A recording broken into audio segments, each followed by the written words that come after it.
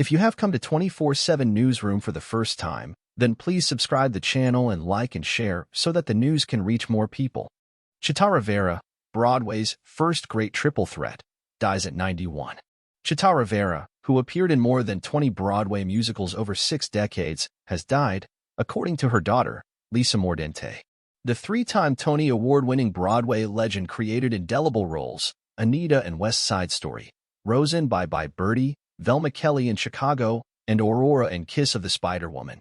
She was 91. Rivera was everything Broadway was meant to be, says Laurence Maslon, co-producer of the 2004 PBS series Broadway, the American musical. She was spontaneous and compelling and talented as hell for decades and decades on Broadway. Once you saw her, you never forgot her. You might think Chita Rivera was a Broadway baby from childhood, but she wasn't. Born Dolores Conchita Figueroa del Rivero in Washington, D.C., she told an audience at a Screen Actors Guild Foundation interview that she was a tomboy and drove her mother crazy. She said, "I'm putting you in ballet class so that we can rein in some of that energy. So I am very grateful." Rivera took to ballet so completely that she got a full scholarship to the School of American Ballet in New York. But when she went with a friend to an audition for the tour of the Broadway show Call Me Madam, Rivera got the job. Goodbye Ballet, Hello Broadway. In 1957, she landed her breakout role, Anita in West Side Story, with a score by Leonard Bernstein and Stephen Sondheim. Hearing America was just mind-boggling.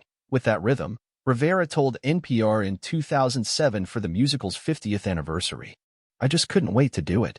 It was such a challenge. And, being Latin, it was a welcoming sound." West Side Story allowed Rivera to reveal not only her athletic dancing chops, but her acting and singing chops. She recalls Leonard Bernstein teaching her the score himself. "I remember sitting next to Lenny and his starting with A Boy Like That, teaching it to me and me saying, 'I'll never do this. I can't hit those notes. I don't know how to hit those notes.' But she did hit them, and being able to sing, act, and dance made her a valuable Broadway commodity," said Maslon. She was the first great triple threat. Broadway directors like Jerome Robbins and Bob Fosse saw the need to have performers who could do all three things and do them really well. And, from 1960 to 2013, she headlined some big hits, as well as some major flops. In 1986, Rivera was in a serious taxi accident. Her left leg was shattered, and the doctors said she'd never dance again, but she did, just differently. "We all have to be realistic," she told NPR in 2005. "I don't do flying splits anymore. I don't do backflips and all the stuff that I used to do. You want to know something? I don't want to."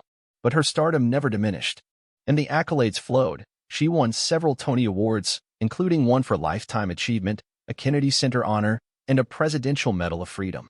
Rivera didn't do much television or film. She was completely devoted to the stage, says Maslon.